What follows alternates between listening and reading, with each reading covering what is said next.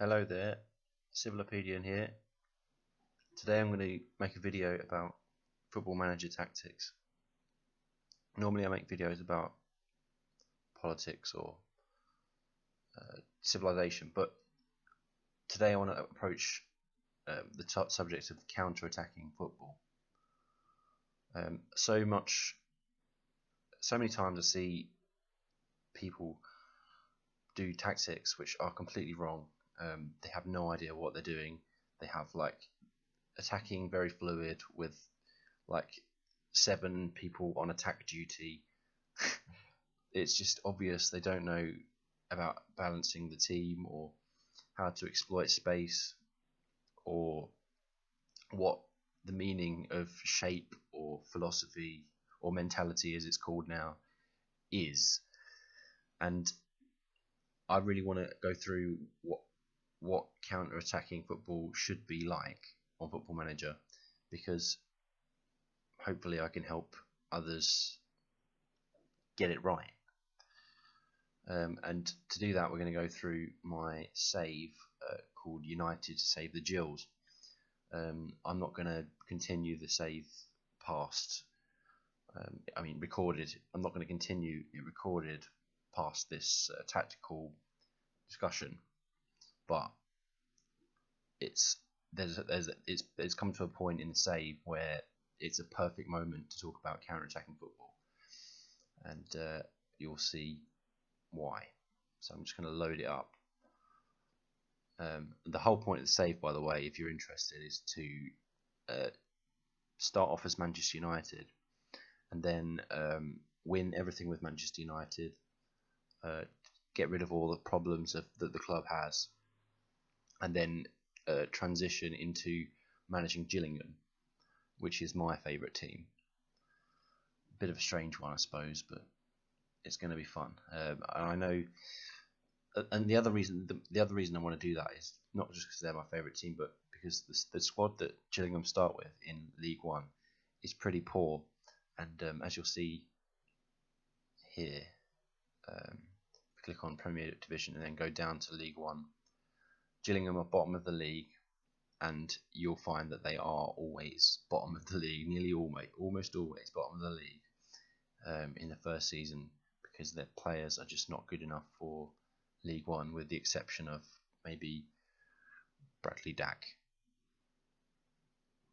And as it happens in this save, they've already sacked Justin Edinburgh, who in real life went on to manage another season, and he's slowly progressing the club in real life.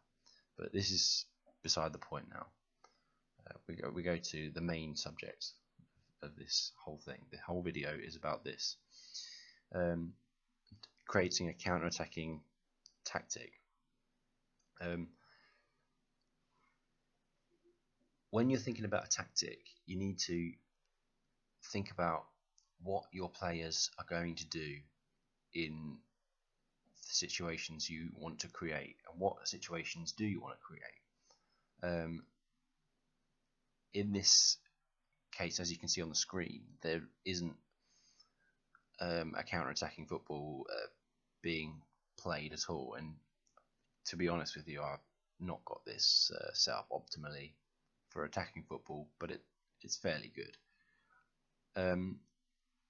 But I wanted to switch to a counter-attack for this game because we're against Paris Saint-Germain, and we're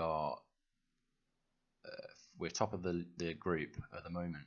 We haven't lost a game yet, but we need to secure our place by beating Paris Saint-Germain for the second time, because I think we beat them before.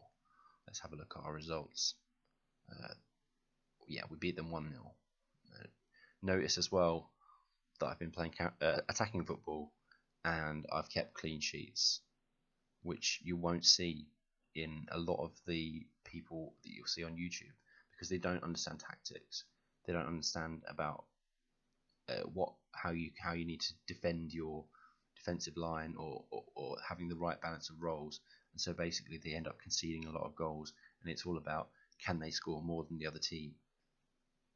I'd rather have clean sheets, because when you concede goals, your team loses morale, and it's difficult to come back from, especially if you're the first to concede.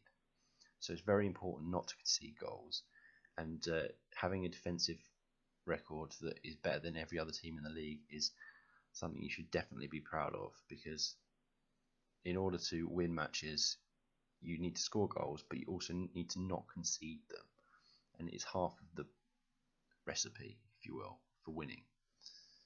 Because if you've got that defensive stability in place, then you can go on and attack and build from that. So anyway, counter-attacking football. When you're trying to create a counter-attacking football tactic, you want to make sure your transitions are perfect. Basically, it's about transitioning at rapid pace, coming from a compact shape, and then springing forth into space behind the opposition defensive line. Because when you sit deeper on the counter, you encourage the opposition to come at you and apply pressure, which is what you want them to do, so that you can exploit the space behind them. And much of the success of a counter-attacking tactic will come down to how well you exploit space. So the way that you do that is by using players which are fast in your attacking positions. So as it happens, I did before the video set up a team of players here. I've selected players that were fast for the game that I'm about to play. I'm not going to use this setup as I've got it now. I'm going to change it quite a lot throughout the video. But as you can see, we've got Martial up front, very fast. Depay up front on the left as an inside forward, but he might not be an inside forward all that long, actually, because I might change it to something else. If we do have an inside forward, we will put him on support, and I'll explain why eventually. We have Antonio Valencia.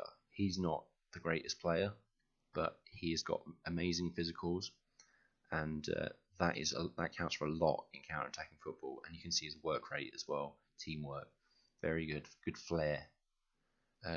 You'd like to see higher dribbling for a counter-attacking player, but we'll take it. And at 30 years old, that's still pretty good. But he's going to be going. He's not going to stay forever, so he's a makeshift player, really. And I like him because he's sort of versatile. You can use him in the fullback position. But anyway, this is, again, beside the point. I'm too prone to going off on a tangent. So we've got 3 fast players up front, and that's what you want. You want at least 2 or 3 fast players up front. Now you can argue that, yeah, you could have these wide players deeper, but I think that you'll have more success by having players in positions higher up the pitch who are ready to receive the ball in and then run at or past the opposition defence. So because you're going to be playing direct balls when you're there's the changeover. Basically, you've intercepted the opposition, and now you need to transition and do it quickly. You need players in their positions ready to attack, and so it's very important to have players up the field ready to receive the ball. Whereas if you have your wide players down here in MR and ML, then they've got to run with the ball, and they've got to be able to go around their players as well. Whereas there's a shorter distance for them to cover when they're further up the pitch. They don't need to do